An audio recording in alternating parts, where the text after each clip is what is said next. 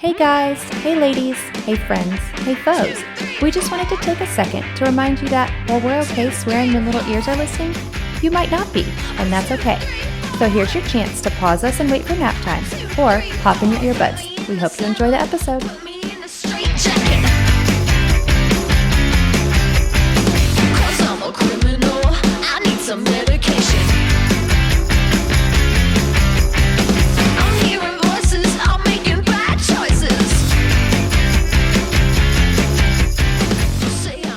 Welcome back to Done Playing by the Rules. That's Jenelle.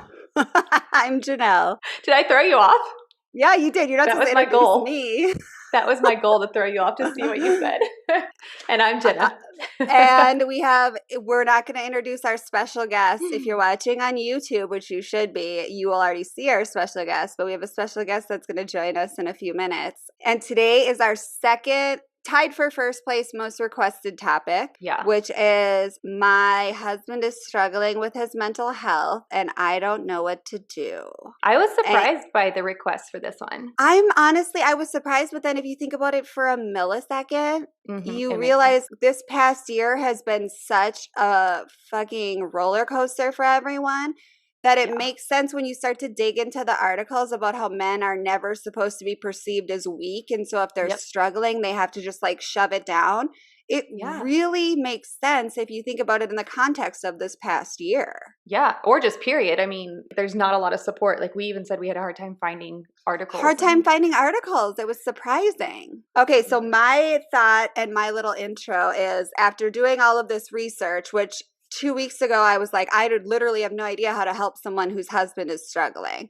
A lot of the articles, and this is going to be a generalization, but a lot of the articles kind of come to this summation that men are classically all or nothing thinkers and they are classic overgeneralizers, which are probably the worst possible components for depression. Overgeneralizing on top of depression is awful, and black and white thinking where it's like everything is ruined, the whole world hates me, everything is wrong is a nightmare, and women aren't as likely to do this, I feel like. So let's add depression on top, which is basically just a hotbed of doom. Everything is wrong and bad. Men struggle with a profoundly different depression experience when it comes to mental health because women are taught from a young age to talk about our feelings and let it out and go have a good cry and watch The Notebook.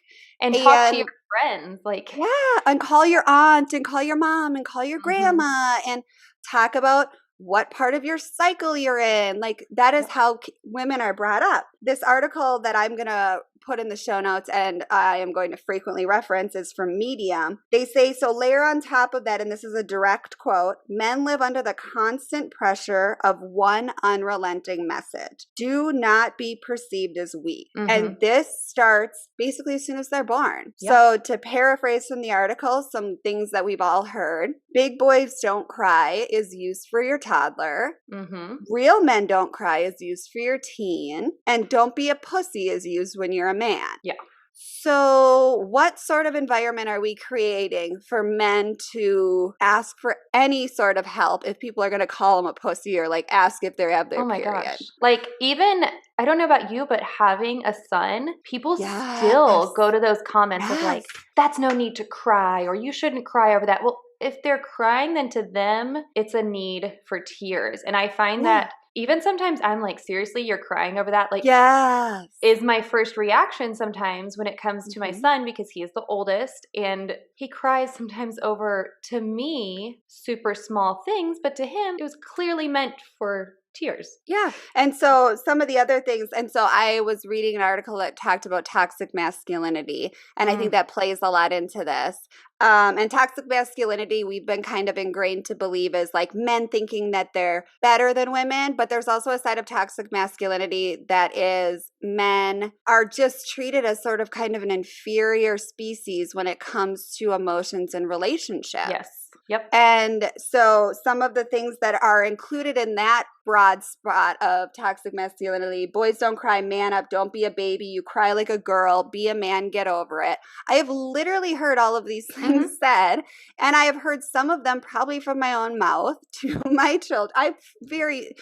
We're not going to cry. This is something a baby would cry over. Like, I literally have said that. I'm not ashamed. I'm not proud. Because you grew up with it. So it was ingrained in you. I grew up with it. Like, and so I think that this starts when we're very young, and then we turn into someone that is supposed to be seen as the protector, the provider, the rock of the family. And if that person has a falter where their neurons aren't firing correctly in their brain, there's some sort of mess, and that has to just add to the isolation in a way that I can't even fathom, because I've just always been under the, like, tell me your issues, tell me how you feel, tell me what you think. And men aren't ever encouraged to do that. No. And it's not only like the chemistry of your brain, but even stressful situations.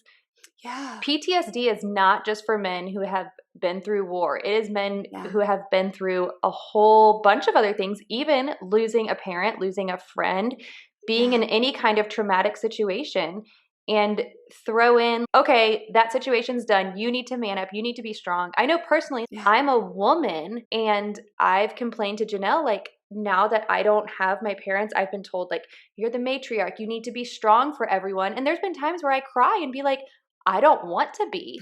And I can't imagine, like, being a man in that situation where you can't cry about it. Like, that's not acceptable. Yeah. It just blows my mind. And like, that's just from a woman's standpoint, let alone how a man feels. Well, and I don't think we give enough credence to the fact that you and I are stay-at-home moms. Regardless of what your working situation is at home, a lot of men's whole lives were flipped upside down, as well as women. But we are encouraged to seek out help. Men are not. And then they were handed the pandemic shift of their lives. My husband and your husband's entire lives changed. My husband's favorite hobbies were going out to eat, traveling, flying places, and like going on like dude weekends and going to Vegas. And that we took away all his favorite hobbies. And so that would cause depression even in the most mentally clear person, I think. Or your husband probably liked going to work and not just being stuck in the house every day. Well, not only that, but like job security was like a huge thing during the pandemic, because so many people were getting laid off, or companies were struggling. And so, I mean, I know a few husbands that got laid off or furloughed or whatever. And if you're the sole provider, man, woman, whatever, that is a ton of stress on your relationship. Everything. Yeah. Well, one thing I did find was interesting was, I don't know if you found this, but I found that if you look up depression in general, women are supposedly more susceptible to depression than men. Okay. However, it's like 1 in 4 to 5 women versus 1 in 8 to 10 men. Oh, I did not know that. However, experts think that the statistics are wrong because it's underreported because men aren't diagnosed. And something that I thought of too is that my husband doesn't really go for checkups unless something's wrong. However, as women, we go in yearly and they ask you mental health questions. I go in if I have a rash. I'm like, doctor! Yeah, but I mean, like, think about it. Like, you go to your midwife or your OBGYN yearly. I mean, at least I do. I know some people go every 2 or 3 years, but still you have that check-in. And it's easy to just be like, well, I have been a little anxious. Like, that door is already open versus men. I mean, you know how hard it is making that first appointment is so hard when you're struggling mentally, because you have to admit it. And 2, like, you just don't want to be judged. You don't want the stigma. And it's scary because everything is scary when you're struggling with mental health. Yeah. And so it's very underreported in men, as well as I found that men's symptoms for depression are a lot different than women's. However, I'm like, I kind of also relate to men because one of the high on the list for men is anger. And when my anxiety and depression flare up, I get angry. Like, I'm quick to snap. And it said, like, a lot of times, like, that's the number one symptom for men is they get angry. And then a lot of them will abuse drugs and alcohol. Yeah. And so that's kind of where I wanted to bring our guest in today, because we got talking about coping mechanisms and drugs and alcohol. So we have my husband here today, Brandon. I'm going to insert a round of applause.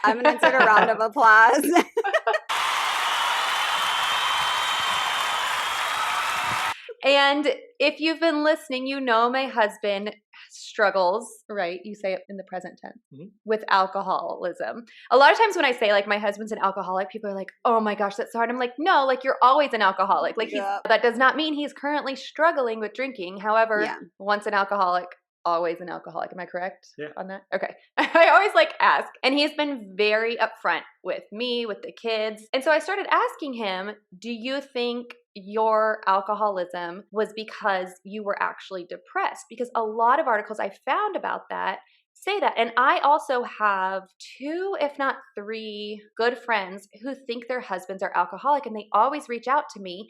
However, after diving into this conversation with my husband, it sounds like these men are struggling with more depression than alcoholism. And so like, can you tell us a little bit what you brought up about the difference in an alcoholic versus drinking to suppress those depressed feelings? Yeah, I mean, again, this is my own experience, and I'm not sure how broadly it applies across the board, but, living in it and having friends who have struggled with depression and having my own battle with the drink, so to speak, there is a vast difference between the two from what I've seen personally. I think that they can go hand in hand, but they're not necessarily mutually exclusive. And so what I mean by that is those who use alcohol to mask or address their depression do it at a slower pace and have a trigger that they're typically going to turn to the bottle on and try to hide and try to solve it by drinking, right? Whereas on the flip side, alcoholism and alcoholics incorporate it into their daily life, right? There's no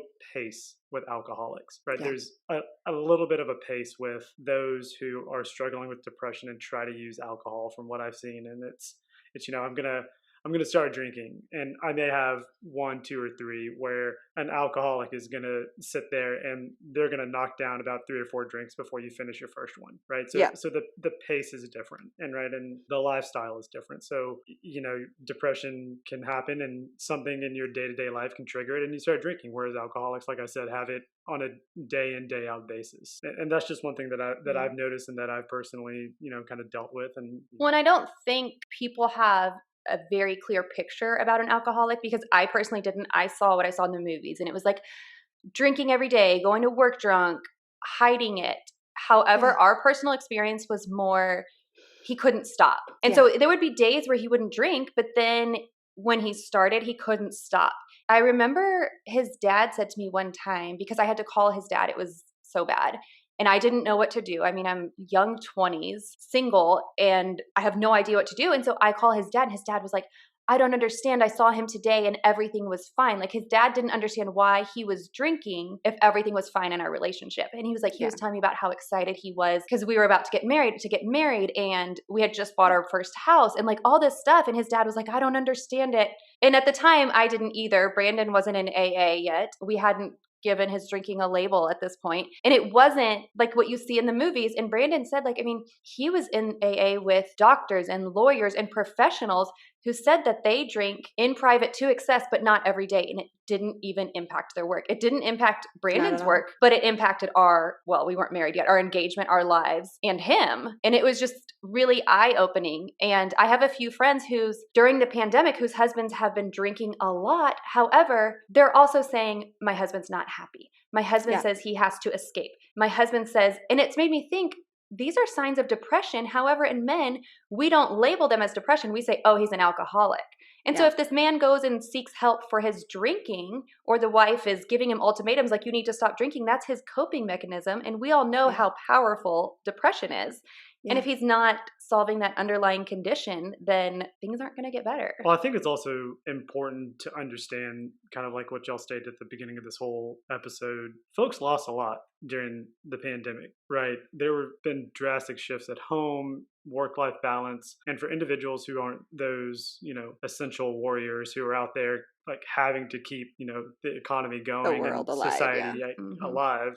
Right. I mean, your husband or even, the women of the world and men of the world and non-binary and everybody, they lost something in this. Right. I mean, I was able to drive 45 minutes to and from work, and I lost that, in a matter of, 12 hours, right? I remember saying, hey, we're going to test this thing out in case we need to work remote on a Thursday. Later that night, they said, never mind, we're not coming into work anymore. See you never again. Yeah, right. And so I'm still remote. And I mean, you lose that. And, I think that there's a place for everybody's partner to kind of just allow that moment to be vulnerable and build that relationship and say, listen, I understand that you lost something. And if we can kind of talk about it, like, what do you need? Right. And maybe there's some other escape that they can do. If it's 45 minutes in the morning and the afternoon that they were losing in a car ride, like maybe there's some way that they can get out of the house around that time. But as long as you're willing to be vulnerable with your partner, chances are your partner will somewhat be a little bit more vulnerable with you, as long as they can see it's kind of a safe space. But is it hard? But it's hard for men to be vulnerable. Oh, it's so hard. It is hard for men to be vulnerable, but I think I think whenever you see it head to head and you are confronted with it so abruptly that it's like, okay, something's going on. I understand that you lost something. What do you feel that you lost? And for me, it was, that time in the car, right? I mean, oh my God, it's such a sweet that's 90 minutes of alone time to get ready for work and then decompress from work. That is so crucial to some people. And you're in the middle of the chaos all the time because our house is chaotic. Like, I mean, we homeschool and everything. And personally, like, I can tell when my husband's not okay. And I think a lot of these women that reached out to us are going through that same thing. However, if I say to Brandon, I feel like you're shutting down, I feel like you're not communicating, anything that points the finger or sounds vulnerable, he shuts down and gets more defensive. So I've learned to say, instead of that, hey, this is a really great time for you to go for a run. Yeah. Hey, why don't you go? I need you to go pick up the groceries for me, which, I mean, then I get stuff done too, but he gets to be in the car. Or, hey, remember your resolution to meditate? Like, I don't know if you've done that lately. Like, why don't you go do that real quick? And so it's like almost giving him permission, because I can tell, like, if not, I'm going to lose my shit on him because of his attitude. And then shit's going to explode. Like, it's not going to be good for anyone.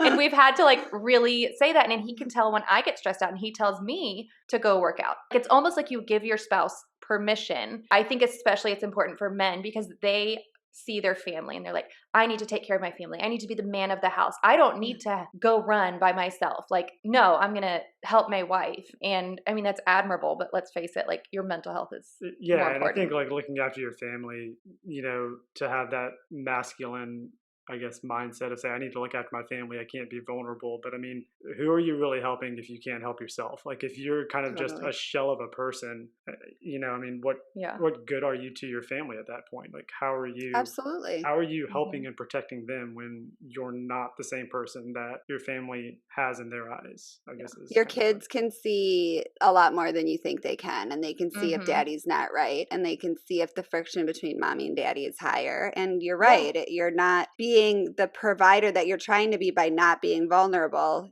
To be vulnerable is the brave choice in this. It is. It really is. And I don't know if you found anything about this, Jenelle, but something that I also find interesting is I have so many friends, majority are either in therapy or on medication for their mental health.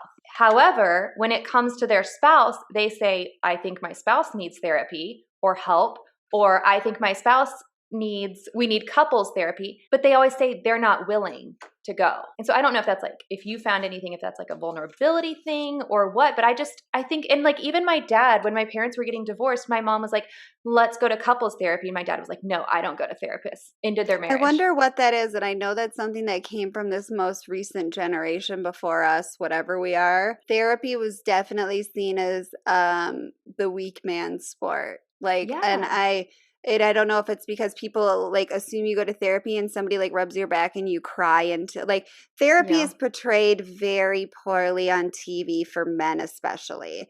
Men have this idea that you're going to go lay on a couch while some women like sketches about you and you're going to like cry your eyes out.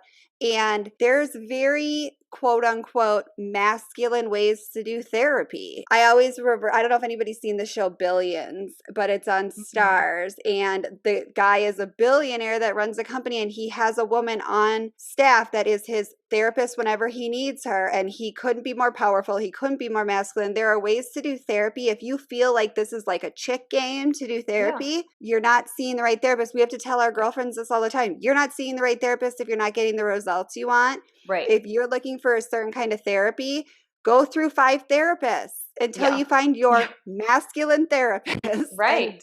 And get your ass there. Yeah. Like, I don't know, Brandon, you might be able to drop in a little bit on this, but like, I do know for Brandon, so he's been going to therapy for communication. Like we said, our whole lives switched when he was home, and we were having a hard time figuring it out. And I felt like it was more of an internal issue for him rather than a couples issue. And so he sought out therapy, and he didn't go with his first one, but she was a woman. And he said to me, like, it was okay. I'll keep trying. And I was like, if it was okay, no, like, you keep finding someone, tell them no, you want a new therapist. And now he sees a male. And I think that makes him a little more comfortable. Is that right? Yeah. I mean, I think or relatable. It's easy. Yeah. I think it's easier to relate. And I think that it also, I mean, I don't know. I feel like it's easier to kind of open up.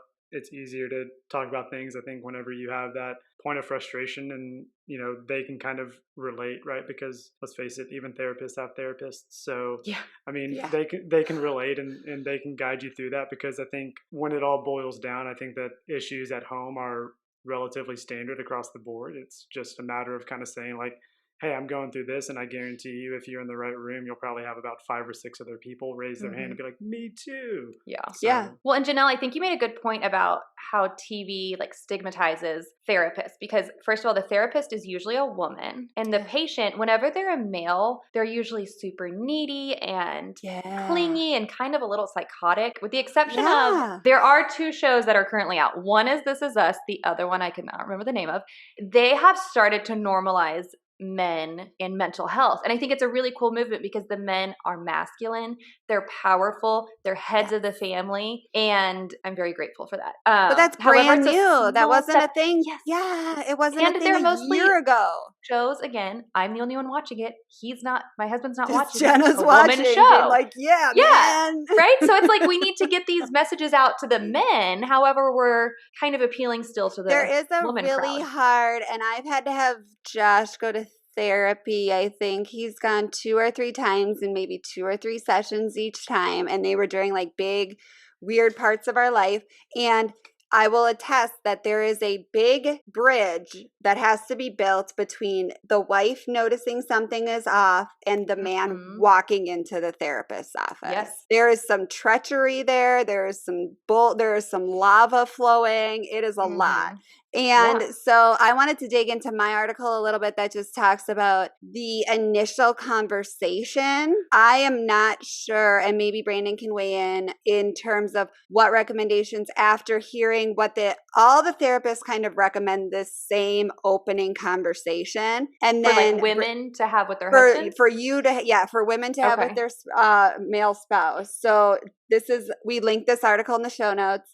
Dr. Boylan recommends cultivating the art of assertive communication. You take ownership of your feelings and concerns and communicate them without finger pointing. And you listen and provide your husband with unconditional emotional support. So practice using I statements, which anybody who's ever spent a minute in therapy knows the I statements. I'm worried. I'm concerned. I've noticed. And absolutely avoid saying, you don't seem like yourself, or you haven't been doing X as much as you used to. That's a really good point. That's extremely important. And I am number one offender of this, because whenever I notice something wrong with Josh, I'm like, you didn't used to drink this much. Why are you drinking like this all of a sudden? I'm not comfortable with this. And like, so then his gate closes, his walls he's go up. like, first of all, I don't need to ask your permission. And I'm like, okay, so now we're in a full physical fight. Right? But like, now WrestleMania has begun.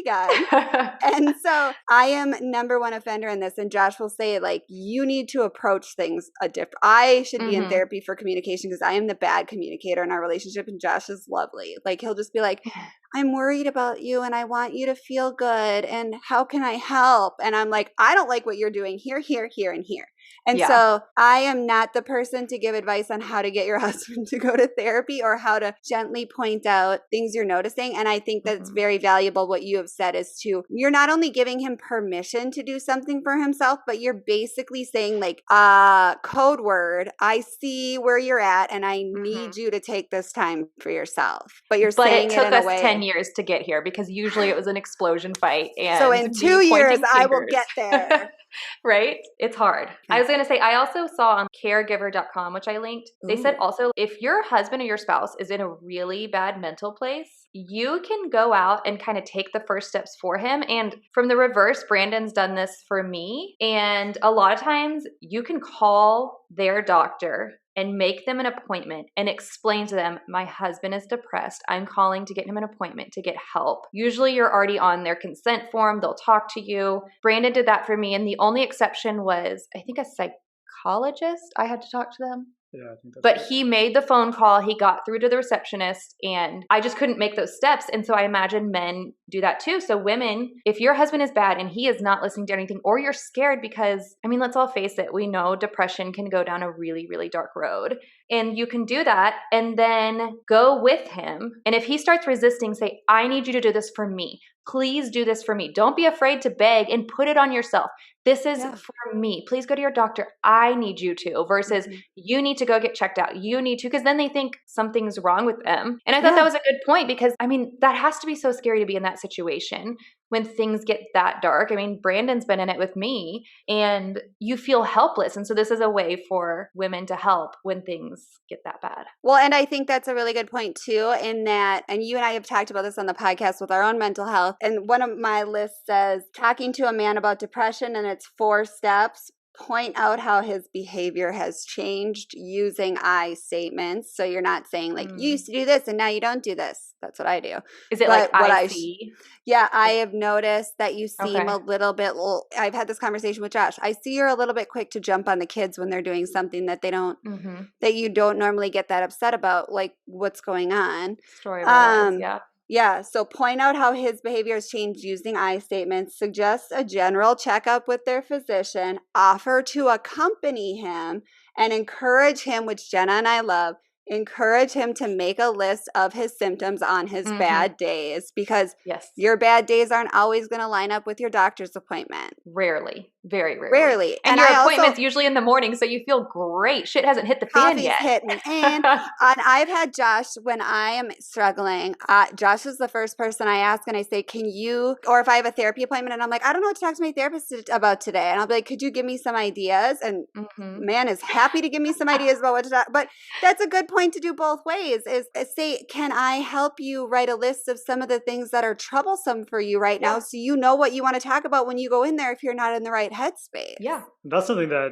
we've done, actually. It's my therapist has asked me kind of, I think at the beginning of our session, pretty much every check-in, it's like, how's your weekend? Good. What do you got to talk about today? Or, what did Jenna give you a list about today? Like, I mean, it's not something to be super crazy about. And I think that a lot of the fear that men might have is kind of having everything pushed onto them as, they're the ones to blame for everything, which I think is another huge misconception. I think it's, if nothing else, it's seriously just like sitting there and talking to somebody on the other end of the phone or, on the other side of the couch if you're in person. And you really just talk about maybe the psyche and the mind for maybe about 5 minutes of the whole thing. And then other words, it's kind of just normal conversation where they can pick up on things. So, I mean. Well, and you can just vent too. If you want to go in and just vent to someone and not have it be your wife, that's going to be like, I didn't see it that way. Like, it's a very non-judgmental ear to just kind of process through your emotions. Yeah. And I will say Jenna did that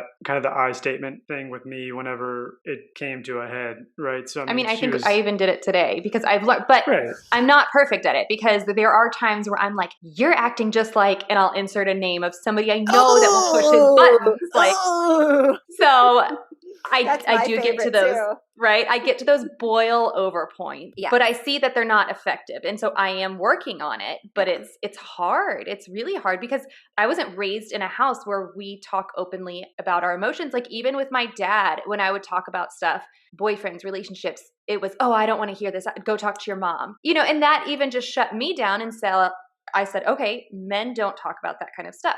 let me go talk to my mom. I mean, my dad and I had great conversations, but even about mental health, he was very hesitant to open up to me about it. Was. And I still don't think I got the whole picture. And I really wish I did, because that's something I struggle with. I mean, it was kept under wraps until I went to the hospital for anxiety attacks. And I'm like, you struggled with this when I was 2, and here I am 18, and I've never even known, right? Yeah. And I felt alone this whole time. Like I think you thought there was has, something fundamentally wrong with you this whole time, and you didn't realize it was just your genes were Thanks, shitty. Daddy. Right? And I know Brandon said that, because I asked him like what kind of house he grew up in, and you said you don't talk about emotions. And yeah, I mean, it was very much a kind of out of sight, out of mind type of thing, which, you know, being around Jenna and kind of seeing how let's talk about her feelings. Yeah, right, like how communication is supposed to go. And you know, even whenever her brother and I talk, I mean, I think it's a different level of communication that I've ever had or noticed. And I mean, which is interesting, because my brother grew up in the same household as me, and I mean, even with my mom, we talked a little bit about feelings, but there just wasn't a lot of that talk in general. Yeah, and it's my weird brother how some people in the it's very different in the this isn't a nature versus nurture either, because like I don't talk about my feelings. I always bottled everything up. I came from a house where we yelled about everything and never but my brother is extremely eloquent at speaking about his struggles and has always been open, and him and my mom had like this great connection. And like even during my dad's funeral, he would say like, oh, you know, that's not something that I'm interested in partaking in. And I'm like, oh, so you're just that mentally stable and open with this that you can just set a boundary and just walk away. Like, I would never think to say something like that. No. Like, that's not for me. So oh, we can do that? Yeah. Well, and I think also, I don't know about your brother, but I know with my brother, like, labels are attached to men the second they show emotions. Like, people are like, you know, he's sensitive, we have to be careful. It's like, no, you need to be kind, but you don't have to be careful. Like, and sensitive, I think, has such a negative connotation for men. Really does. My son, I would say, is sensitive, and I think that is beautiful. I love that he's sensitive, and I think it's one of the greatest qualities, and I tell him that all the time. But I know that Brandon has struggled because he didn't grow up like that. But you've done a much better job about handling his wide range of emotions. And I think it's a beautiful thing that he is comfortable. And that's something Brandon and I have said, like, we want to foster in our kids. Like, we always want them to feel that comfortable expressing every range of emotion, because, you know, anger is even thought poorly upon. And so men try and suppress that in other ways. And I think that fostering all those emotions when your kids are young is so important. And we still have to constantly check in on it too, because I know from my house, Josh will say, I catch Josh once a week pulling I catch myself once a week pulling oh, you don't need to cry over that. Oh my gosh, this is a big kid wouldn't cry about this. Or my husband being like, oh, come on, let's man up, shake it off. And I'm like, and we once a week. And it's a constant learning curve, because that is how we grew up. And one of the articles I linked, which is amazing to read about sensitive kids, is literally called Boys Don't Cry. A crying boy reflects on the shame of male tears. And I was reading this article, and he is so open and honest about it. He's just Andrew, so I can't cite him because that's how he wrote it. It is phenomenally interesting, and it just talks about and I remember the crying kid in my school, and we all thought there was something wrong with him, and that he must have been being like abused at home, and something's wrong with him, and he's always crying, he's so weird. And this kid is that kid, and he talks about, not that kid, but a kid that's exactly like that. And he said that he couldn't believe people were so concerned that they were like calling in people to check in on his mental stability. And one of the kids said he was born without balls. And it's something he wrote here is that I do think that when we socialize men to be ashamed of fragility, of tears, of weakness, we are fundamentally stifling their humanity. And I think that is such an amazing sentence, because humanity is being vulnerable, it is crying, it is being sad, it is being hurt. And when we condition boys from birth, that is wrong. We are really shifting their whole kind of mental anatomy, I feel like. Gosh, that is so true. That's really such a good story. Everyone go read it. It's linked in the show notes. It's so good, but it's kind of long, but it's a firsthand account of this boy's shame over his non-boyish behavior, he calls it. It's just so interesting. And like at the end, I do want to go over like some tips that I found for kids. Yes. Because I think you made a good point. Like, that's where it starts.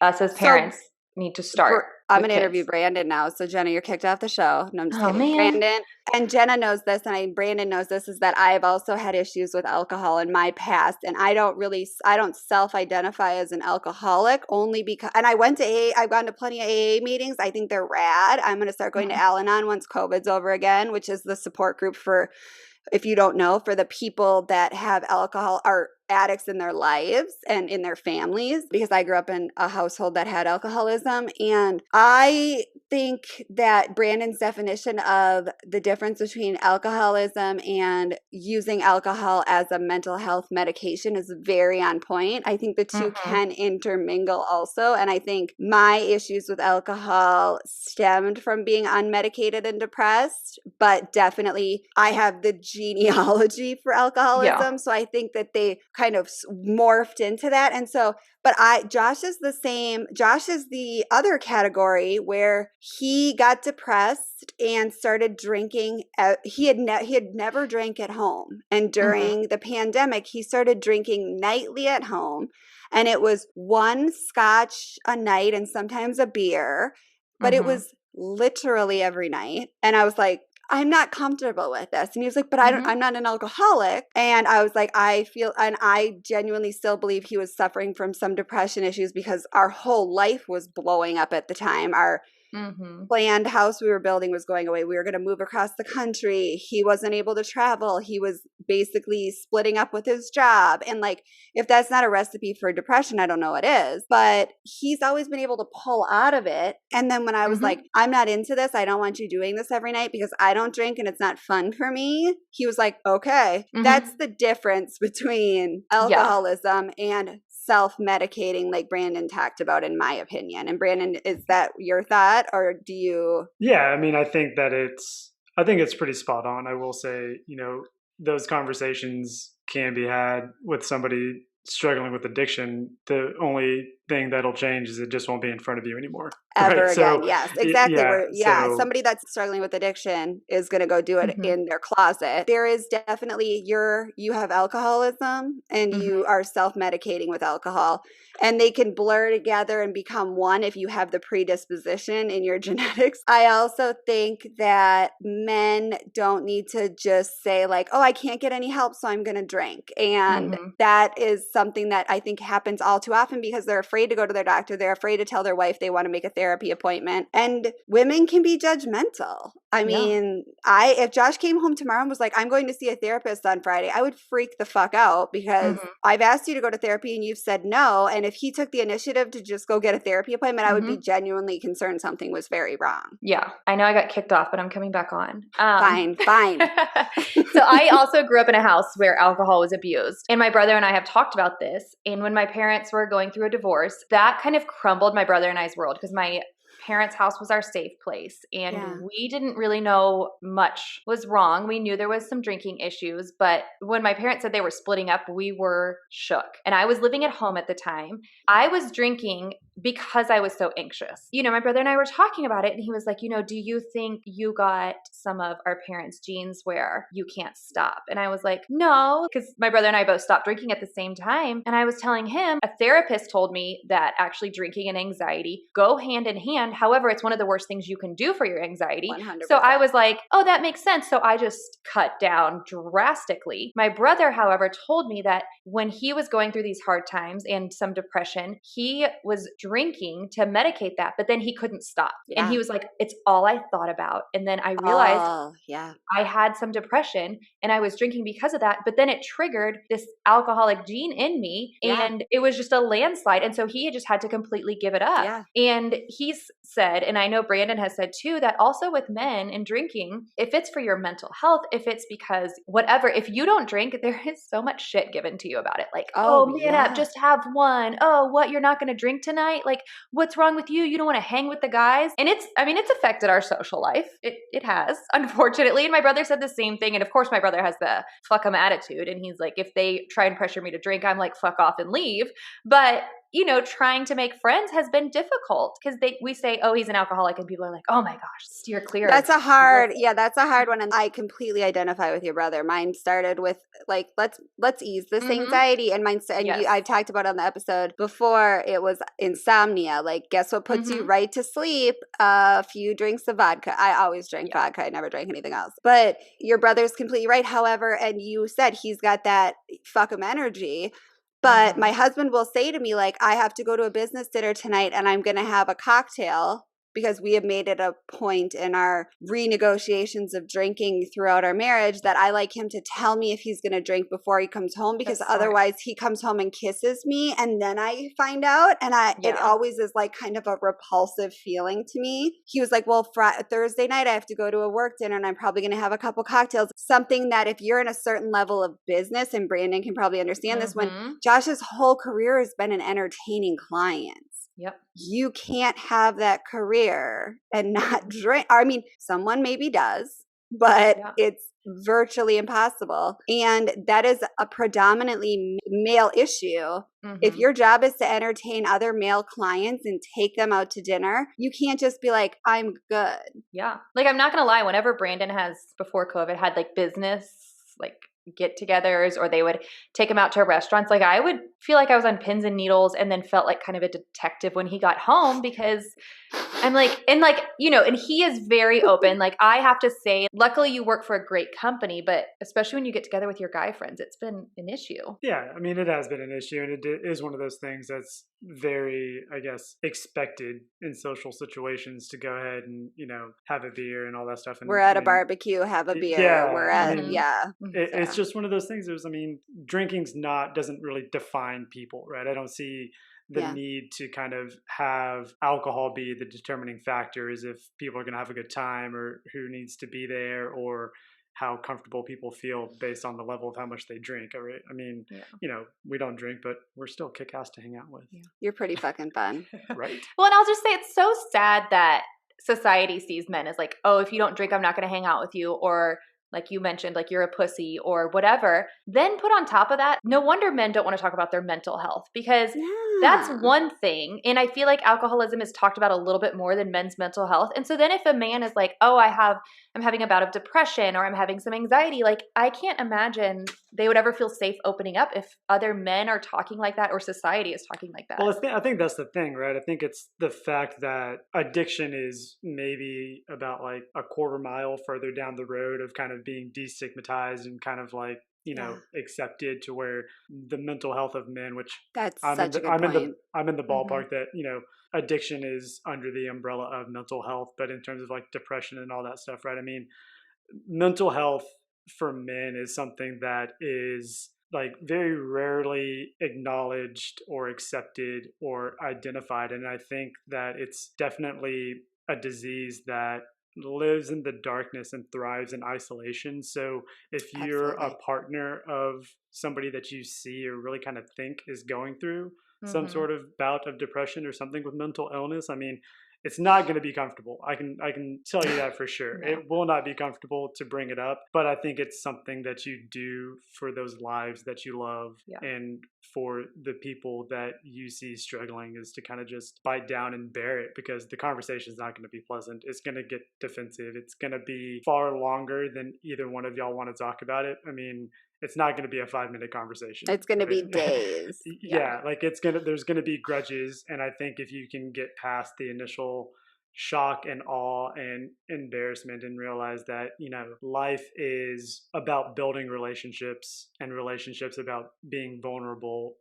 It's one of those things that you say, okay, I need to do this and be vulnerable with myself, because if I can't be vulnerable with myself, how the hell am I being real with my family, with my wife, with my kids? I think it's the fucking point? It's eye-opening whenever you kind of take a step back and you look at where you were and where you are, because I was very much in the same mindset and same camp that like, I don't want to go to these meetings. I don't want to go to therapy. I don't want to do any of this. There's nothing wrong with me. There's a label other than and mental health issues that I can kind of chalk this up to. And it's not always the case. Well, and I will say, I know we've talked a lot about depression, but I found a few articles. There's one that I'll link. It's able2.com. And it said, we all know PTSD is common because we have veterans. Yeah. However, that is also common with women. And like I mentioned before, it's not just your men and women who came back from war. It's anyone who's experienced anything traumatic. And again, drugs and alcohol are usually a coping mechanism. Depression, like we mentioned. And another one that I thought was interesting that was more common than I realized is eating and body image disorders.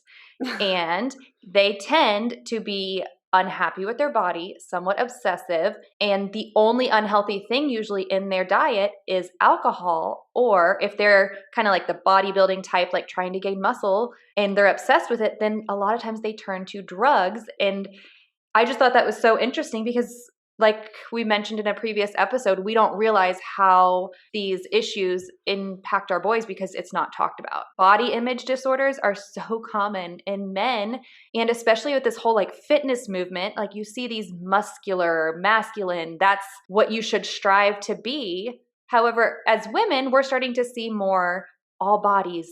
Men aren't really seeing that. And so they still have that pressure. And here they are, okay, I'm going to try and improve myself as best as I can. I'm struggling mentally. What can help me? Well, drugs, alcohol, and that's where you kind of get that dependent. And I feel like with women, a lot of times we get more the sad, weepy crying. Men get angry and then do something about it. Like that's their mentality. Like, I'm going to do something about it. Well, if they're not willing to go to their doctor and talk, chances are they're going to rely on some kind of substance. And I just thought that was all like very I completely agree. And I completely see that and kind of, I think to what Brandon was saying, we are entering, I feel like a new era where we're on the cusp of jumping into men's mental health, but we're not putting our toe in the water yet. Like we're on the edge of the pool and we're thinking about if we want to get into it. And I think addiction is further down the road that we're all just, I would love if by the time my kids are adults, that addiction is like, oh, bummer, you got the gene and let's figure out how to go to some AA meetings. Like, I don't think we're near that. And I think we're very near normalizing men's mental health. Like you've said, you're watching primetime shows. It's on a lot of TV, and it's in a more glamorized setting versus what we saw in the 90s and early 2000s of like, oh, Susan left me. I'm crying to a woman. Like there's going to be a whole movement, I hope so too, normalizes men's therapy and men's mental health. But I do think it is important in what you and Brandon are doing, and what I like. And I talked to a girlfriend the other day that said, like, I'm having a lot of trouble with my mental health and I'm screaming at my kids all the time because I'm switching medications. And I said, what happens at our house, and I think probably when I'm in a bad mental health place, I check in with my kids and I say, Mommy is not going anywhere. Mommy is always going to be here. She feels sad about Bumpa being dead, and she feels sad about this, and she feels sad about this. So she had an angry moment with you today, and she's very sorry. And I think that you guys are very good about this. And I think Brandon probably talks a lot to Ezra about these types of things, and probably Sissy if she gets older. But it's very important. So I think something that dads need to consider, in addition to being vulnerable, is changing the narrative around mental health for our sons. Yeah, I completely agree. And like how do we bridge that gap?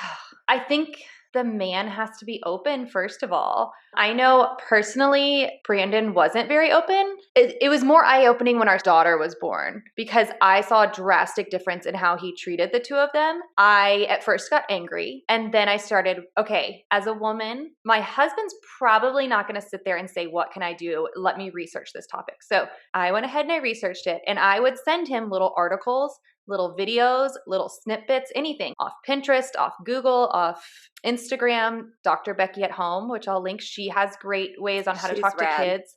Yeah. And I would send them to him. And now all it takes is like a little reminder, and he takes it very well. But I will say those conversations were tough. Really tough. Yeah, we disagreed over it. He wasn't very open to it at first. And so what would you say, and my thought process, and tell me what number you think.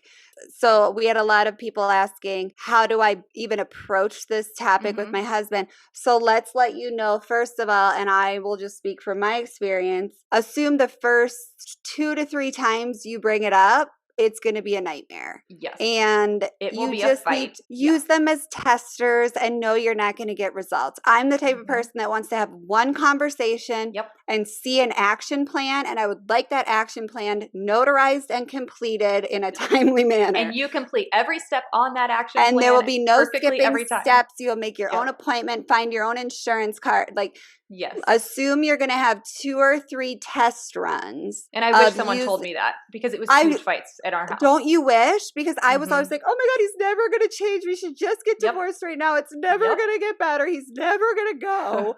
I mean, overgeneralizing also. But I think that if women can know going into this, it's going to take a few tries, and it's going to take some really ugly, gross conversation, and it's going to be uncomfortable. And don't do it when your kids are up. And sorry, you're going to have to skip your Netflixes that night. He's going to be defensive, just like you would.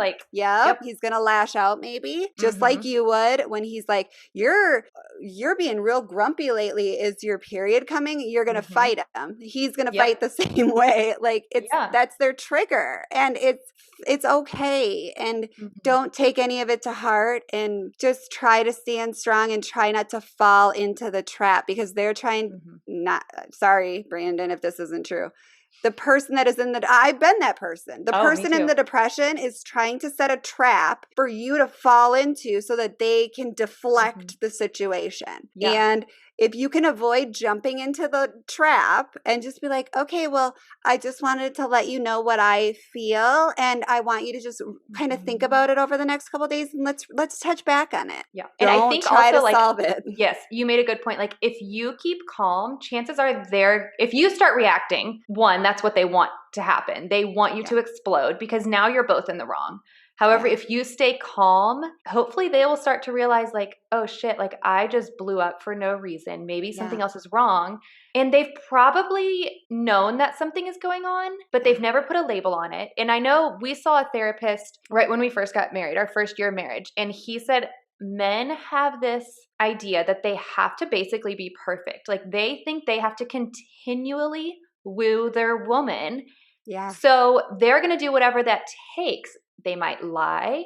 They might hide things because they don't want to come off as a failure or not Mr. Prince Charming. And so when you come at your husband saying, I've noticed something is wrong, something's going on, it is calling out a flaw, and he is going to get defensive, because we've been there. Yeah, I mean, I think the main thing is to kind of just stay calm, because, I'm not sure how it is in your house, but here it's, oh yeah, you're going to go up 1 notch, I'm going to go up 2. Oh, you're going up 2, I'm going up 4. Or I'll just shut down. It's like, and I'll just be quiet and give you one-word answers, and that makes me even Or Jenna will storm out to her car with her bag, with her satchel over her shoulder, and she's gone.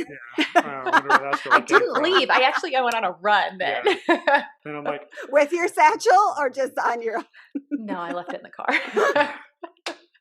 But I think you're very right. Like, men are expected to kind of be this like pillar of the family, and everyone can depend on them.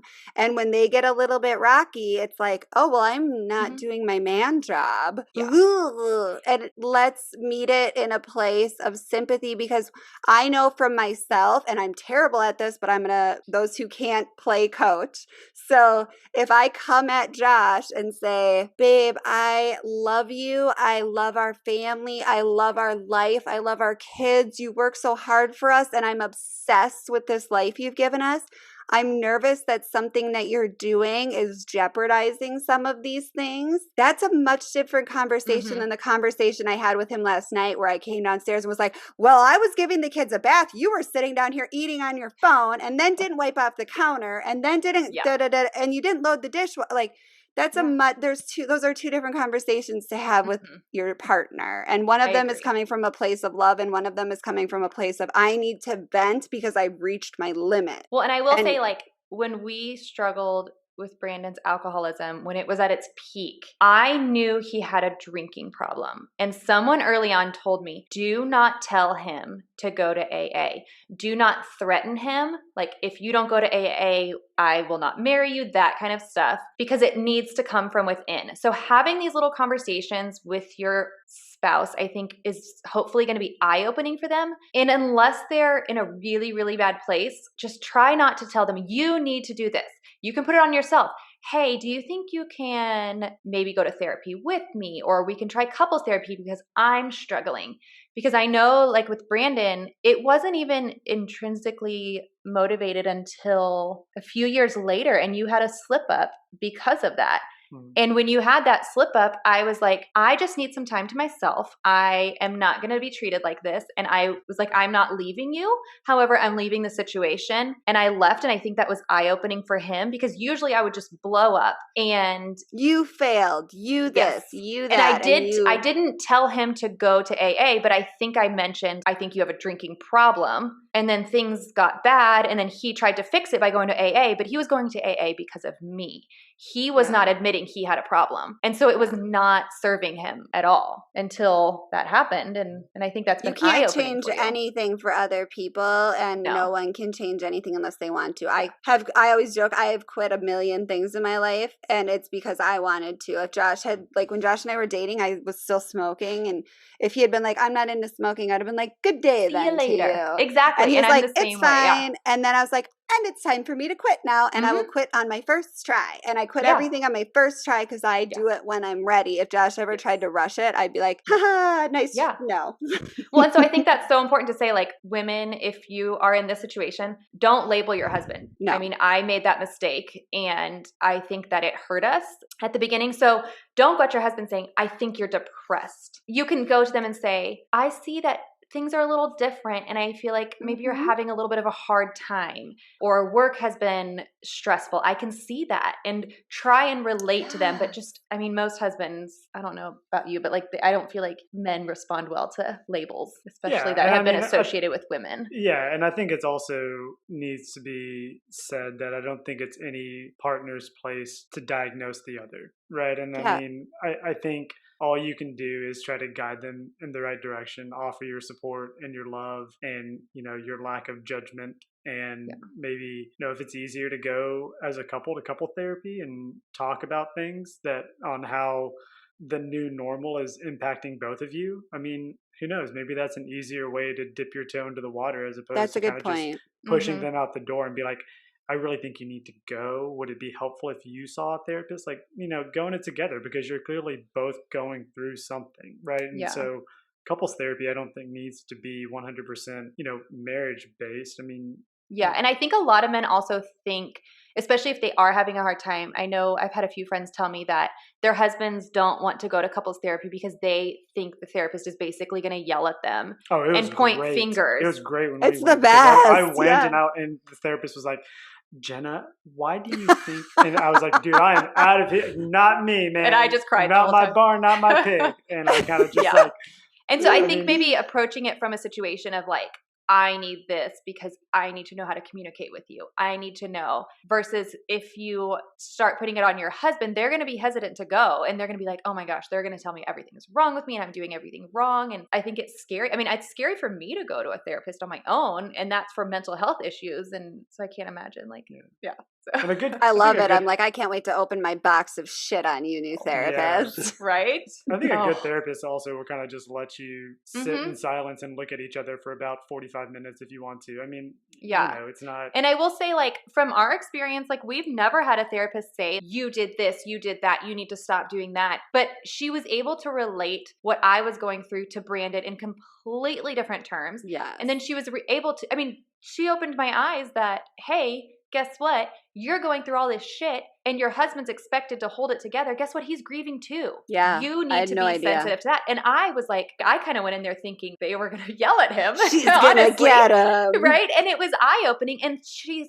said it in the kindest and most compassionate way to where I didn't feel bad, but I was like, oh shit, like he also lost my mom. I mean, he even said today, like, I miss your mom. Like, I know. It happens for him too. And it's eye-opening. And if you have a good therapist, they're not going to make either of you feel like shit. They're going to give you stuff to work on. They're going to hopefully, you can ask for homework too. We like to ask for homework when we go. Jenna likes to ask for homework. Well, because I'm like, Brandon's like, we know. Yeah. Well, when shit hits the fan at home, I'm like, what can we do? Like, do not just sit here and talk to me. Like, give me real strategies, what we can do, because things are fine and hunky-dory in your office, But when we're home and under the stress of everyday life, things are not this good. So find a therapist that can help you with that. And I think I want to circle back to what Brandon said, and like maybe this is our time when we can change the narrative. So what Brandon said was maybe come at your partner and say, hey, I kind of was thinking we could go to and I don't think you should use marriage counselor because that has that like 90s connotation of like, we're on the verge of divorce, but we're going to give it one last good go. I think we should maybe see a couples a couples professional and talk about our new normal, because this last year created kind of an interesting moment where we can use the quote unquote new normal as our jumping off point. So we've all had to redefine homemaker roles, workplace ideals, gender roles have been so shifted in the home. So let's go to somebody that's a couples professional that can help us navigate this new normal. That sounds so unthreatening to me. Like I am down for that idea. And even bring your kids into it, because I know personally, like we've struggled because our kids' world's changed and we're carrying our load plus their mental and emotional load. And it's heavy. Like we are very open with our kids, but at the same time, we do struggle in silence, and it's hard and it's heavy. And so even bring your kids into the equation. Like maybe we can even find some ways to help our kids or to help us with the burden of our kids and their whole world changing, because it's hard. Everything's hard. Like it is. Our kids is the way we parent our children has, Josh and I had to have a talk about it last night about how we have to treat Mikey, because the way we parent our children has changed 90% since the beginning or since 2019. And we have a completely different dynamic now. We've all had to re-examine how we parent each child through this. And that is such a reason for friction in a marriage. I mean, we were already in therapy for that. So, and then you add on the pandemic. So we're coming behind you. And so another thing my article said was, and which we've talked about 12 times. So our first step that we've decided as a triangle of experts that we've self-nominated is that PhD, we don't know what it stands for, is that we expect it's going to take 2 or 3 tries. Our second one is, and this is from the article that is linked on the website, their rejection may be a defense mechanism. They realize you are recognizing their symptoms and they thought they were doing such a good job hiding them. Fuck yeah. I always think I'm doing a good job hiding it. Always. And everyone calls me out. You're not. And so it says it's easy to react negatively to someone who's unwilling to get help, but stick with them and maintain communication. Continue to check in and encourage them to get help. And I think the one word that stuck out to me was symptoms that you said, because we tend to overgeneralize. I might say, okay, my husband is X, when in reality, something else is completely going on and he just has something going on at work that I don't know about. I mean, there's been times where we get down to the root of what's bothering Brandon and I'm like, oh, to me that wasn't even a big deal. This has nothing to do with anything. Yeah. And I'm like, and then we solve it together, or, say it's something stressful at work that he's waiting for to happen. And after that happens, things are so much better. And so those are just small situations, but don't assume you know exactly what's going on with your significant other and focus on the symptoms. Like I see X, Y, and Z versus you are X, Y, and Z. And I think that's a really good point in that I also do want to play devil's advocate. We have depression, and so we assume everyone has depression because we all should have depression because the world is insane. And I think everyone should be afraid of it. Right. But I think that we can also, and this is, I've lived in Chicago for 3 weeks. And in that time, Josh and I have had 15 times where I'm like, you're acting weird. Something's going on with you. And then he'll be like, oh, well, you didn't ask about my day today. And I had a really bad meeting and a customer wrote a bunch of mean Yelp reviews. And now I have to go meet with that customer at 6 a.m. tomorrow and give them basically a new car and yada, yada, yada. And I'm like, he's spiraling into a depression. So let's also assume that not everything is a depressive episode. And let's assume that people can just have shit days. Yeah. But if it is truly depression and you are seeing the symptoms that Jenna is going to bring up shortly, are you going to read us our men's symptoms? I mean, most of them were just like what we anger. talked about. Yeah. Okay, so Jenna just came to talk about anger, but I also have a slightly more comprehensive list. Jenna just was like, let's talk anger. Lack of engagement, change in communication patterns, changes in hygiene or sleeping patterns, displays of sadness or anger, and withdrawal from social outlets. And that's all stuff that I personally go through when but those have these episodes. Yeah. So make sure that you're checking up online what the symptoms of depression are. And those quizzes that we take at the doctor every time we go are available online. It has a name. I always forget it. But you can just type that in and check off for them and make sure you're really dealing with depression and not just like a bad dark mood swing or a bad few days at work, or fucking ask them. I could try to fucking ask people questions once in a while. Be like, how was your day? And then you could tell me how shitty his day was, and then I wouldn't have to keep diagnosing him with depression. Well, and I know personally, like I'm overly sensitive to it, even in my kids, because I am very protective and I love the people in my house. And so, you know, my husband might snap at me and I'm like, oh, that's anger. Like, click, check that box. Versus, you know, he just didn't sleep well. And so I think you're right. Like we are, especially if you've struggled with mental health, we're hyper vigilant about mental health very because much like with my kids, the world is scary and we think everyone should be afraid. But in that same scope, so for me to say it might not be depression, we also want to put the disclaimer, and I'm going to read it verbatim. Take any remarks about suicide seriously. We linked the number. I'm going to read it, 1-800-273-8255. This is a 24-hour health line. I have linked it in the show notes already. There should never be any reason to ignore someone making threats about others or themselves. And I will say, as a person who's gone through really dark episodes, when that talk comes up, that is red flag on top of red flag, because to be able to say anything life-threatening or the word suicide, things are dark. And things are real. You do not, like you do whatever it takes to get that person help. And don't be judgmental. I will say the first time that I really struggled with depression, Brandon, I felt was a little judgmental, and that was very hurtful. And then I felt scared and I felt like I had to hide it. So I did. And then the second time, he saw I was chatting, because they also have a chat feature with somebody on the suicide hotline. And I think he panicked at first, but then I think it was very eye-opening for him, like, shit, we need help right now.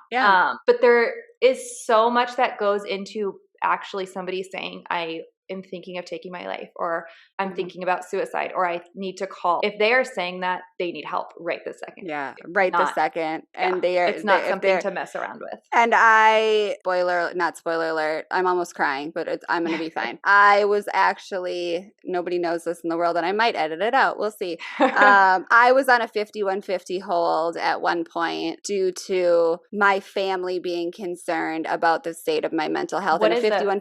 Okay. Yeah.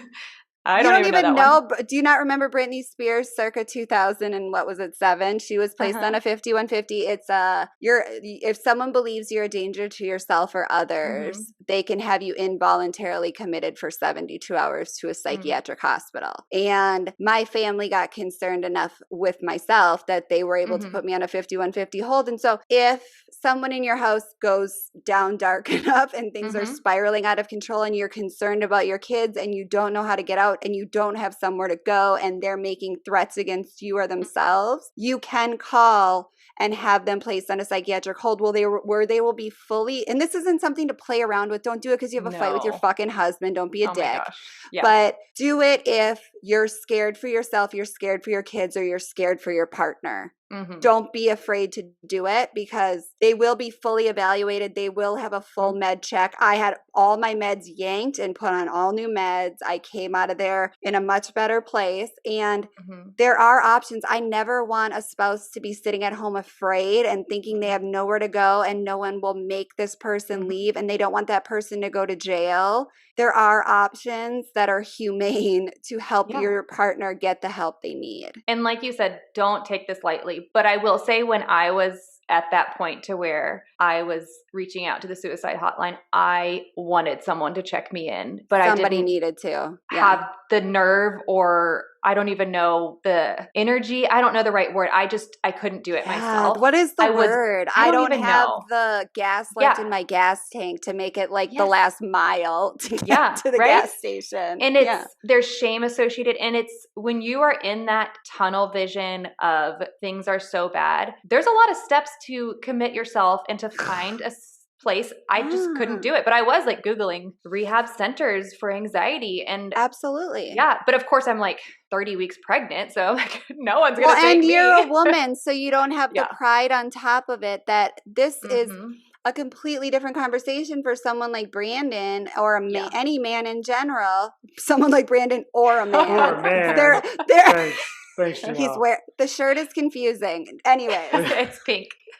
Josh is wearing his worst purple shirt today. It's salmon and it's got a skeleton on it, so it's fine.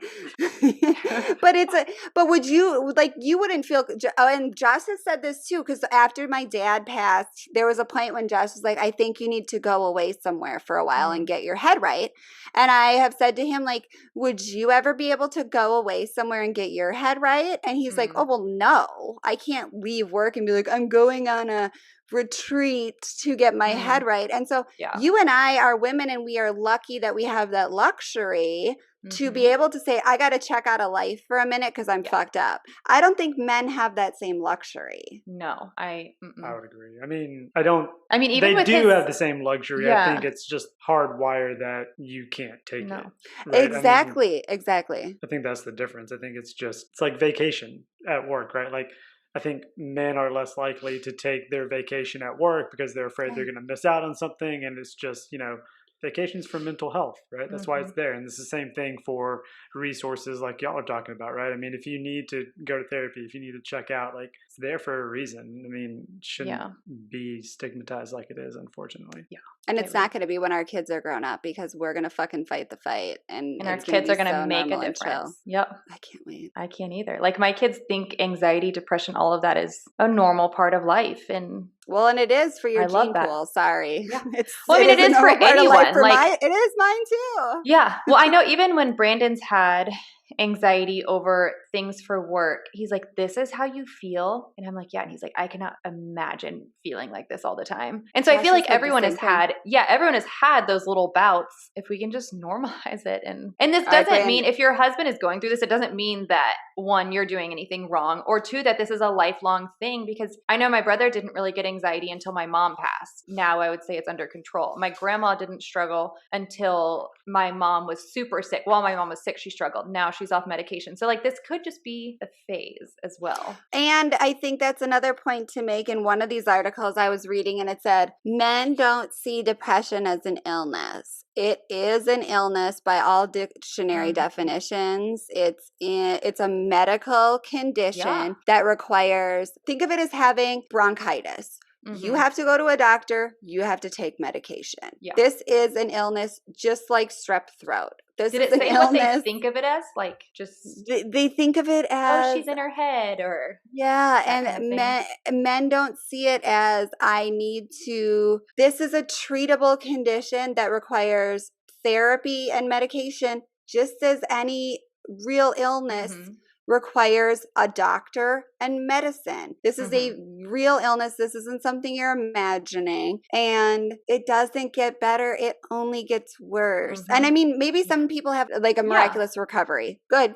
But for the vast majority, it requires drugs and it requires some sort of therapy intervention. Yeah. Or you just stay this way until your kid is 5 today. And if you go to therapy and you get on medication, your kid will be 6 and you'll be healthy, or he'll be 10 and you'll be the same as you are today. That's true. And I know we're trying to normalize all of this, but sometimes for men, just tell them, we don't have to tell anyone about this. If that's what they need to get into the door, fuck normalizing it for right now. Let's put a pause on this and get your husband the help he needs. And this can be your little secret. You don't have to tell your kids. You don't have to tell anyone. And then when your husband feels ready to start talking about it, if he does, then let him. But not everyone needs to know. And if he never does, he doesn't have to. Exactly. You and I love talking about our shit. And I have so many people reach out to me and say, don't share this with anyone, but I've had this and this struggle. That's not your cross to bear. Jenna and I are No. fine talking about it because it doesn't bother Yep. us. And Brandon's fine talking about it because he's in a place where he has kind of crossed the bridge. But And I don't really give him an option. No, I'm just kidding. Don't be out there blabbing your husband's fucking therapy sessions to your girlfriends, and make your husband a promise that you will keep it a secret for him until he doesn't want it to be a secret anymore. And you'll keep your fucking trap shut. Yep. I mean, we kept Brandon's alcoholism under wraps for quite a while because he wasn't ready to talk about it, and it wasn't my business. And I was going to work every day with this mental load of knowing we were struggling with this, but I kept that for him. Do that for your husband. Yep. What else, Brandon? What else can we do to support you all? No, I mean, I think what y'all said is and I think like what we talked about is, so that's like what we said, that's how you can help your husband. But I think it starts in the home. And I know Brandon wasn't very open about alcoholism, anything, until we had kids. And I was like, we're going to normalize this shit. Yes. And the first conversation I had with him, like, you're going to share your story about drinking with our kids because it's in their gene pool. He was a little uneasy and you weren't, and now you openly talk to our kids about it. And I think it starts at home. I completely agree. I completely normalize agree. It with your boys, your girls, everybody. Yeah, we talk about it with our kids, and my kid, not drinking as a mom is also really weird. All of my mom friends drink, and my kids see it. And and my husband has alcohol in the house and has a beer or whatever, and they always say, like, why don't you drink, and why do you? They only know beer. Why does dad drink beer and you don't drink beer? And I say, well, beer isn't something that mommy does well drinking, and dad is fine drinking it. And as you get older, you might find out that you don't do well drinking it, and you need to be okay checking in with yourself and saying, this doesn't work for me. Yeah. And so my kids are still like pretty young and pretty naive about all things, but we are always going to have those conversations. And my parents never prepared me. I had no idea. I knew my mom was an alcoholic, but I didn't know anything about the genealogy of it. So I just went to college and started having anxiety and insomnia and just drank my face off. And then I became a young adult that just was still doing it. And it was not something that was ever talked about with me. So it was not normalized with me. And I hope that it's different for our kids. Well, and I'll say, like, I went and I talked to my dad, and I was basically like, I don't like when mom drinks because I don't like the way she talks to me. She forgets to pick me up places. My mom was a wonderful mom, and I think the world of her, but she did struggle. And that was her struggle. And it was hard on me as a child. And I asked my dad to talk to my mom. And my dad said, no, she won't take it well. So being the hard-headed child I went and talked to my mom and asked her to stop drinking. And it did not go well. No, your dad was right. That was the end of it. That was the end. I mean, she said mean things to me. Yeah. She also never admitted she had a drinking problem. And so that was a big part of it too. And so as a kid, I'm like, okay, we don't talk about this. And so now that I have kids, I'm like, fuck that. We're talking about it all. We're talking about all of it. So on Better by Today, which was a really cool website. I've never navigated that one. It's from NBC.com. They have a whole Better section. Talked about how that we can help kids cope with mental illness, mental struggles as they become teens and adult. And the first one, like we said, was model positive sharing about emotions and challenges.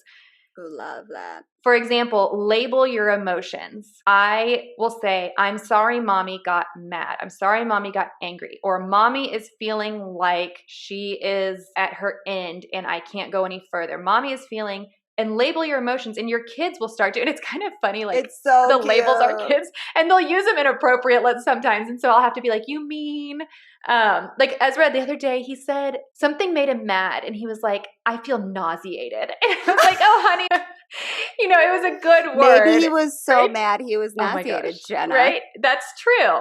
And I think he was trying to say he was furious or something. We found out what word it was, but it was adorable. So model by labeling your own emotions and your challenges. If you have a mental issue, disclose it appropriately, of course. Don't sit there and be like, daddy drinks and daddy then yells or, whatever. Talk about it in kid-friendly terms. Daddy drinks because mommy's the worst and I'm exactly, gonna yell at all right? of you. So talk about it. give the names of what you're struggling with. Like I say, anxiety and depression. If you see a therapist, don't just say, oh, mommy has an appointment. Tell your kids and say, this person helps me. Because I know like your son went through therapy and that was probably a little nerve-wracking for him. And the more we normalize that, if our kids have to go to therapy, it's going to be seen as a safe place. My kids have also gone with to the therapist with me because like babysitters have canceled or whatever. And they think it's the greatest thing because usually these are really kind people. And I do plop on headphones so that they don't hear me talk and give them an iPad. But they see it as such a positive thing. And they're like, when can we go back to see mommy's therapist? And yeah. If you take meds, disclose that. My kids know these are mom's meds and this is why I take them. Mommy's brain doesn't work. Yeah. And I know Jenelle and I have talked about this, a big proponent for also saying there's other ways to stay mentally healthy. And one of our big ways is 1, we eat healthy, and 2, exercise. Whenever I have a breaking point, I'll say I need to go meditate or I need to go for a run because it's usually during homeschool. Because if not, mom is going to get very mad and say things that I regret. Yeah. And it's fine to do that. So it said also ask questions, even when nothing is wrong with your kids, get them into the habit of asking open-ended questions. Just as simple as like, how was your day? What was your favorite thing at school today? And get them to answer these questions so that when things come up, they're used to this open back and forth dialogue. Ooh, I love that. Yeah, I liked that too because I know I'm not always great at that. Yeah, that's especially because we're with our kids all the time. And we just assume we know because we are with them all the time that we assume that we know what's wrong with them. And then I'm always shocked when Mikey's like, actually, I'm frustrated because this happened yesterday. And I'm like, oh my God, I thought we were talking about right now. Yes. Neutralize your tone. This was a big must on my list because it's something that I've dealt with personally. Like just like over text message, somebody can say something that sounds bitchy, but they meant it in a kind way. Yeah. But if you had talked to them over the phone, tone of voice goes a long way. So when your kid tells you something, don't have a huge reaction or be like, oh my gosh, why would you ever? Yes. If you feel that way, just be like, wow, I'm really surprised by that. I would like to know more. Your tone of voice goes a huge way. Always start the conversation. So don't just start pelleting questions at your kids. Be like, hey, guess how my day was today? And go into it, show them, model how a conversation goes because a lot of times kids don't know or teens are very shut off. And be honest with them about my day was rough because XYZ, or I'm so proud of myself. They need to also know how to build themselves up. I'm so proud of myself. My kids talk about how proud they are of themselves all the time. I want to be like, pipe it down now. Yep. Yes. This one is big for today. No screens or distractions. So and that goes for both parties. Don't be on your phone and don't try and come at them when they're watching their show. Like they're not going to want to talk to you, no matter their age. I'm here now. Turn it off and let's talk. Feelings. Exactly. Feel out the moment, people. If you have little kids, emojis are really popular right now. Ooh. And so they can point to them and say, and then you model it and say, oh, it looks like maybe you're angry. If the emotion that they point to doesn't fit, like if they're laughing and they point to angry, just continue to explore and have open conversations when you experience those emotions. And the last tip, if they don't want to talk with you, enlist someone else. And 1, don't be offended. Don't be, why can you only talk to Jenelle? Why can you only talk to your aunt? And 2, it does not have to be a professional. No. They can talk to anyone. If they're more comfortable talking to dad, and don't ever bring it up. Why do you only talk to dad about this stuff? No. I think Jenelle and I have said with my daughter, if she's not comfortable with stuff, I'm going to be like, go ask Jenelle. Like talking to me about stuff, go ask Jenelle. Yeah, I'll always answer. Yes, because sometimes your kids, they want, especially young kids and early teens, want their parents to think highly of them and want their parents' approval. And so if they've done something wrong or something bad is happening, they might not want to talk to their parents about that. And that's okay. So I've already said that when Zach starts asking me questions about sex, I'm sending him to you because I know that my creeped out reaction is going to put shame onto him because I was raised in a sex shamed environment. And so I know that Zach is going to Miss Jenna to talk about this because you're not going to make it a weird shame conversation where I'll be like, yeah. And that's right? not a good like jumping off point for like an open dialogue. Yeah. And so even if your husband's not struggling with any of that, like use those tips with your kids. We are not perfect at this. Like we've said a million times, Brandon and I got to where we are and we're still not perfect. Like I mentioned in a marriage episode, but this year has been hard on our marriage. Oh, don't give me, he gave me a look. It was God, not. I was like, oh shit, you didn't tell him? We have openly said that. And so it could be worse. It definitely could be worse. But I think we've also gained a lot through this. But I mean, for those people who say this pandemic year has been the highlight of their lives, kudos to you. And I just want to know. Yeah, I'm calling bullshit on that. Yeah, I don't believe you're lying. Right? Unless they're like one of those people that loves being alone and like lives in Hawaii. I mean, I could definitely see that. Like, yeah.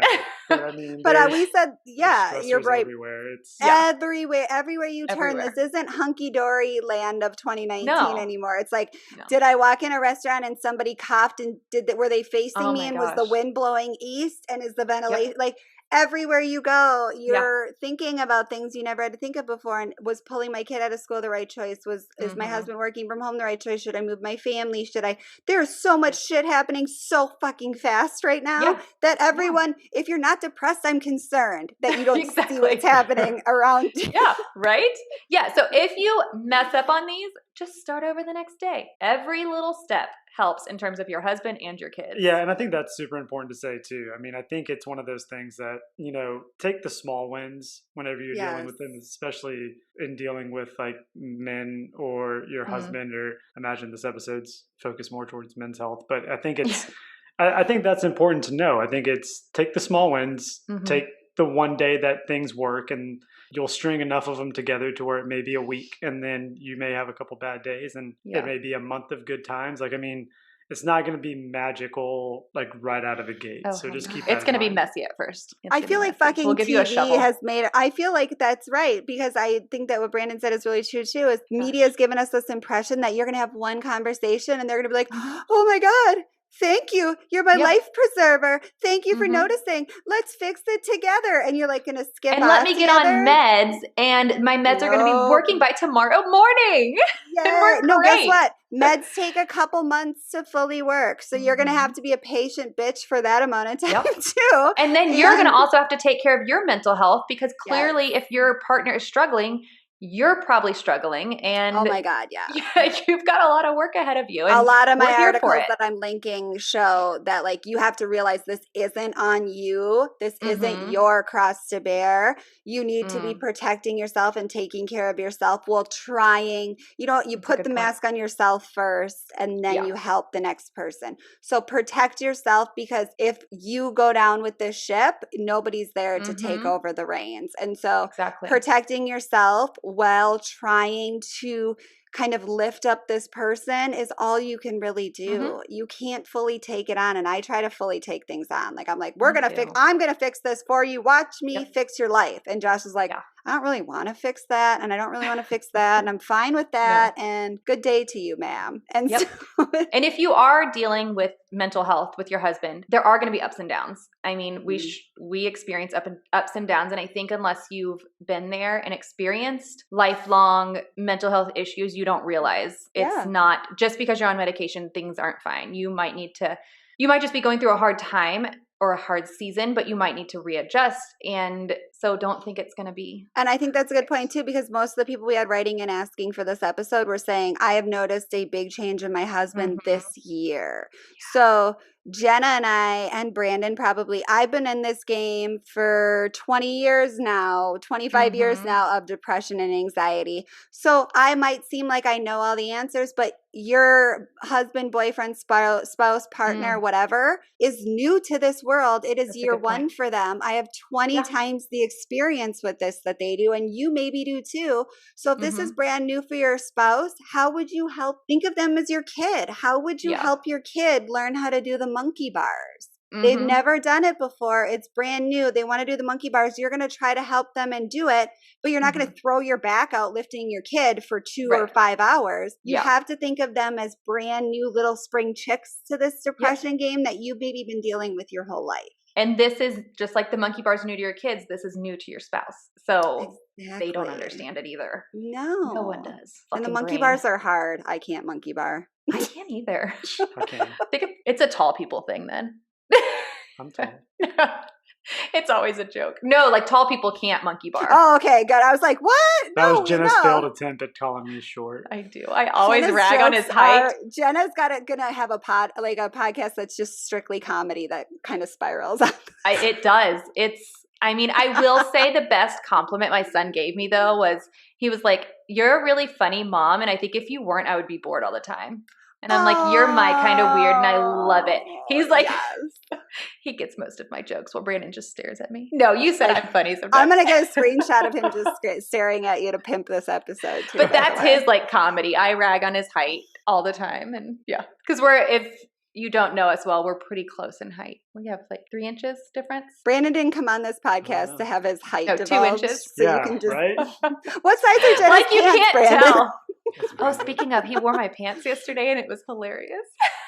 And they actually fit him better than I'll me. be waiting for my pictures. Thank you very much. Because that's the kind of pandemic life we're in. It's getting really weird yard and work, boring. and we had to switch pants. Everything's getting very shining, and it's and fine. did he go We're to the almost store done. in them? Possibly. I did. Yeah, I looked like It's I was in covering like the- a punk rock band. It was like girl jeans. and No, he white has fit. long hair right now, so I'm like, people probably thought you were a girl. And you had a mask on, so it's covering your mustache. Oh, Exactly. I love this. This is our source of entertainment, and our kids live I'm for so it. greasy to all your listeners right now with like girl jeans, long hair, and some sketchy stash. They'll come on YouTube and see that it's long hair, skinny jeans, and a sketchy stash. So This then you'll is all pandemic related, by the way. He never has had long hair. Like- but he did have a stash that was the more stash comes aggressive and than goes. this one before. Yeah. Yeah. But I will say, since this stash used to give him an alter ego, and now it's just here It's just a part. to go with the look. Wait, Yeah. I do have one more mental health question. How Mhm. often do you see your therapist, Brandon? So mine started out weekly, and then we started backing off to let life happen more frequently. Okay. And so then it went from weekly to every 2 weeks. And now he's trying to meet with me around every 4 weeks, kind of maybe once Okay. a month. But, he's always there to kind of just say, I have a time slot that I don't think most people would want, but, So it's super always early there, in the yeah. morning. And so Mhm. he would always fit me in if I needed it. But yeah, we started off really frequently and then let life happen more so that we could talk about more and kind of pick things apart a little bit Yeah, more. and they will do that. And that's what you Yeah. need to understand from your husband. If your husband starts therapy, it's probably going to be pretty frequent in the beginning. And then they do Mhm. often want to let life happen a little bit more so that you can build on the Mhm. tools they're trying to teach you. So don't be like, I thought we agreed you were going to go every week and now you're going Yeah. every other week. Like, you don't monitor that. Once they No. enter that room, that's their game and your job is done. And if you're listening and you are in the spot where you're going to seek help, you can ask to be seen more. When I am very good at putting on a front that everything's okay. Sometimes I can even fool my therapist. And there have been It's the times where she's like, best. I think things are going pretty good. Like, I don't need to see you for another 2 weeks. And I was like, And I'll be inside here you're Friday. like, I wish you knew what was Yeah, and I've happening. had to speak up and say like that I'm not comfortable with that yet. And 2, this is something I also struggle with. I think since my husband goes to therapy early in the morning, it helps. Don't ever make them feel bad about going. It's saying like, oh, well, I had to go here and I thought you were going to watch the kids. Fit this in like it is your top priority. It is your priority. Yes. As a wife, like make sure that you are being completely supportive. Like, oh, you've got to go to therapy at 9:00. I'm on kid duty. Go ahead, and don't make them feel bad for going. And I know, And especially those early days too, because Mhm. new habits take 30 days to set in, 90 Yeah. days to set in. So if if you're badgering your husband to go to therapy and he goes to therapy, you better make therapy a fucking priority until Exactly. he makes it a part of his Yes. daily life and sees the value in it. Because I've had to switch therapists so many times because I moved so many times. A lot of times the first 3 to 4 appointments is just getting my insane background on Gosh, it paper. takes forever. So know that your husband probably isn't getting much out of it for the first Mhm. month. So you're not going to see any big transformations in a month. And No.